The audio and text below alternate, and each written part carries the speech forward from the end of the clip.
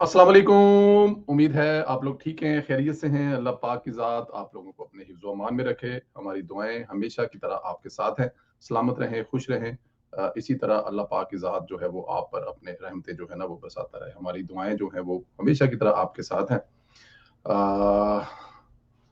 पाकिस्तान सलामत रहे, ता क़यामत रहे, हमेशा रहे और पाकिस्तान हमेशा ज़िंदाबाद। जो गुज़ारिश आपसे की जाती है कि चैनल को ज़रूर सब्सक्राइब करें, बेल आइकन को प्रेस करें और ज़्यादा से ज़्यादा व्हाट्सएप ग्रुपों में लिंक शेयर करें ताकि यूथियों और मोदियों को तकलीफ जितनी ज़्यादा हो सके। ਤੁਹਾਡਾ तो मेरा मकसद भी ਇਹਨਾਂ ਨੂੰ तकलीफ देनी है सुबह शाम, ਇਹਨਾਂ ने औकात याद दिलाना है। तो औकात याद दिलाने में आपका साथ बहुत ज़रूरी है।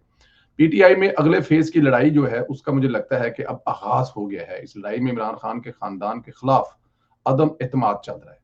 खान के खानदान के खिलाफ अदम एतमाद, ये तो आप परेशान होंगे, किसी असेंबली में नहीं है वो। मैं आपको बताता हूँ वो किस असेंबली में है और कहां पर इनके खिलाफ अदम एतमाद हो रहा है। यानी अलीमा खान के खिलाफ पार्टी में बगावत शुरू हो चुकी है और ये बगावत आगे जाती हुई मुझे मेरे ख्याल में ये तगड़ी नजर आ रही है। पीटीआई के रुकन असेंबली नसार जट ने कहा है कि अलीमा खान के माइनस इमरान खान के बयान ने हमें काफी नुकसान पहुंचाया है। ये बात उसी दिन हमने की थी कि अलीमा खान ने इमरान खान के हक में नहीं बल्कि अगर देखा जाए तो इमरान खान के खिलाफ बयान दिया है। अलीमा खान ने असल फार्मूला लॉन्च किया था जिसका मकसद माइनस इमरान खान ही था और वही होता हुआ नजर आ रहा है। इधर गंडापुर ने भी आज कश्तियां ही जला दी हैं और कहा है कि मुझे किसी से कोई फर्क नहीं पड़ता। इसने कहा कि मैं सब पर लानत भेजता हूं। गंडापुर साहब ने आज ये कहा है मुझे किसी से कोई फर्क नहीं पड़ता, मैं सब पर लानत भेजता हूं। अब लानत भेजने पर सब उसके बाद दरमियान में से एक बंदा खान साहब ने निकाल दिया, वो है इमरान खान। यानी कहा कि मैं सब पर लानत भेजता हूं और जब पता लगा कि सब में एक इमरान खान साहब भी हैं जो उनके लीडर हैं जिनकी वजह से वो यहाँ पर बैठे हुए, तो फिर उन्होंने कहा कि मेरा लीडर सिर्फ इमरान खान है, बाकी सब के सब भाड़ में जाएं। गंडापुर की जुबान और अल्फाज बहुत सख्त थे जिनमें गाली की भी मिलावट थी। अब क्योंकि उसको पता है सामने कैमरे हैं तो थोड़ी बहुत बर्दाश्त कर जाता है, वरना उसके दिल में जो गालियां हैं वो निकालेगा जिस दिन उसको इस सीट से हटा दिया जाएगा। ये सब बातें इसने अलीमा खान को मुखातब किए बगैर की हैं क्योंकि सवालात उठाए थे अलीमा खान साहिबा ने। पीटीआई में इस हद तक तफ्तीश बता रही है कि आइंदा क्या होगा, क्या होने जा रहा है और इसका नतीजा क्या निकलेगा। इसका नतीजा निकलेगा ये कि जो लड़ाई कमरों में हो रही है, जो लड़ाई व्हाट्सएप ग्रुपों में हो रही है और जो लड़ाई जूम मीटिंग पर हो रही है आने वाले दिनों में, वो मीटिंग आपको गली मोहल्ले और कैमरे के सामने होते हुए नजर आएगी। जिस तरह अलीमा खान साहबा ने अली अमीन गंडापुर साहब को ये कहा कि अगर अली अमीन गंडापुर साहब अगर इमरान खान की बात को मतलब उस पर पूरे नहीं उतर सकते तो फिर इस्तीफा दे दें। मतलब अब इस्तीफा ही है ना। एक्चुअली सवाल तो ये था कि वहां के जो सारे एमपी हैं वो कहते हैं कि जी हम लोग ये बर्दाश्त नहीं कर सकते क्योंकि अली अमीन गंडापुर साहब जो हैं वो बड़े ताकतवर हैं। तो उन्होंने कहा था कि वो तमाम के तमाम जो एमपी हैं जो अली अमीन गंडापुर से डरते हैं वो घर चले जाए, ठीक है ना जी, और इस्तीफा दे दे अगर बोझ नहीं उठा सकते। तो उसका जवाब जो है उस दिन भी दे दिया था। अली अमीन गंडापुर साहब ने कहा था कि मैं किसी की बहन को नहीं जानता, कौन बहन और किसकी बहन। और आज उन्होंने बकायदा गाली देकर कहा कि सब भाड़ में जाएं, मुझे किसी की कोई परवाह नहीं है, मैं किसी को नहीं मानता, मैं सिर्फ और सिर्फ इमरान खान को मानता हूं। जो बंदा इमरान खान को मानता है उसकी बहन को नहीं मानता। बताया ना, अगर फर्ज कर ले आप इस जगह पे रख ले कि मुस्लिम लीग नून का वो हो एमपीए हो और वो बन जाए वजीर आला और वो कहे जी मैं तो किसी को नहीं जानता, कौन मरियम नवाज और कौन शहबाज शरीफ, मैं तो सिर्फ नवाज शरीफ को जानता हूं। तो क्या ऐसा बर्दाश्त किया जाएगा? ऐसा नहीं हो सकता ना, हिस्सा है ना वो। और अगर आपने नहीं मानना तो कम से कम मीडिया के सामने ये बात ना करें, लेकिन क्योंकि बयांग दहल मीडिया के सामने ये बात करना अली मीन गंडापुर साहब की यही बगावत है कि असल में वो इमरान खान को नहीं मानते और वो कहते हैं कि इमरान खान साहब जो है वो भी भाड़ में जाएं और जहन्नम में जाएं। इधर पीटीआई को एक और झटका लगा है इनके खिलाफ। एक तो तहरीक अदम इत्मीद तकरीबन कामयाब हो गई है। पंजाब असेंबली में अपोजिशन की 14 स्टेडिंग कमेटियों के चेयरमैनों के खिलाफ तहरीक अदम इत्मीद पेश की गई है जो कामयाब हो गई है। Chairman literacy Ansar Iqbal, chairman special education Saima Kanwal, chairman colonies Ehsan Ali और chairman management and professional development Rai Murtaza के खिलाफ अदम इत्मीद लाकर ओहदे से हटा दिया गया। चारों स्टैंडिंग कमेटियों के चेयरमैनों का तल्लक पीटीआई से है। 14 स्टैंडिंग कमेटियों के चेयरमैनों को ओहदों से हटाने के नोटिस जारी कर दिए गए। जराये का बताना है कि अब स्टैंडिंग कमेटियों के लिए नए चेयरमैन के लिए इलेक्शन दोबारा होंगे और जराये के मुताबिक मजीद 2 कायमा कमेटियां चेयरमैन के खिलाफ भी अदम इत्मीद जमा करवाई जाएगी, जबकि अपोजिशन की बाकी 7 कायमा कमेटियों की चेयरमैनशिप भी अदम इत्मीद लाए जाने का इम्कान है। और जराये ये बता रहे हैं कि अगले असम्बली इजलास से कबल अपोजिशन अरकान को सिर्फ खिलाफ इलेक्शन कमीशन को भिजवाए जाएंगे। जिस तरह केपीके की असेंबली से ये गंद गंद तो लफ्ज जरा थोड़ा सा सख्त हो जाता है, लेकिन क्या किया जाए, है गंद तो फिर कहना पड़ता है कि जिस तरह केपीके से ये गंद साफ किया जा रहा है, इस तरह मुझे लगता है पंजाब से भी ये गंद साफ करने की तैयारी शुरू कर दी है। देखें, अपोजिशन जो होती है ना, वो हुकूमत को साथ लेकर चलती है और हुकूमत जो है वो अपोजिशन को साथ लेकर चलती है। और पंजाब में असेंबली में जो रवैया है, वो मैंने खुद अपनी आंखों से 3-4 इजलास देखे हैं, और वो इजलास जो हैं, मैं क्या बताऊं, मुझे किसी जगह पे लगा ही नहीं कि इस असेंबली में लोगों ने जो है वो अपने नुमाइंदे इलेक्ट करके भेजे हैं कि जाएं जाके हमारे इलाके के मसाइल पर बात करें। वहां पर अपोजिशन जो बदकिस्मती से इस वक्त तहरीक इंसाफ है, वो वहां पर ये अपने इलाके के लोगों के मसाइल पर बात करने आते ही नहीं है।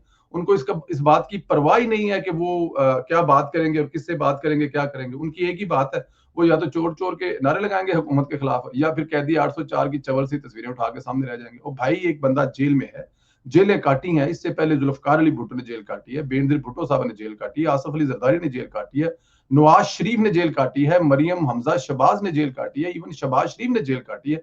तो कोई बड़ी क्यामत नहीं आई। जेल काटने के बाद आप फिर दोबारा वजीर बनते हैं, तो सब्र करें। लेकिन उनका ये जो रवैया है, मेरे ख्याल में कम अज कम साथ लेके चलने वाला नहीं है। और वो बड़ी इस बात पे बड़ी सख्ती से कायम है कि वो समझते ये हैं कि उनकी कामयाबी ये है कि वो जितनी ज्यादा बदतमीजी करेंगे, जितना ज्यादा शोर करेंगे, उनकी इज्जत उतनी ही ज्यादा होगी। अच्छा जी, पीटीआई की विकटें जो हैं वो गिरती हुई नजर आ रही हैं। साहिवाल से पीटीआई के रुकन कौमी असेंबली चौधरी उस्मान अली मुस्लिम लीग नून में शामिल हो गए हैं।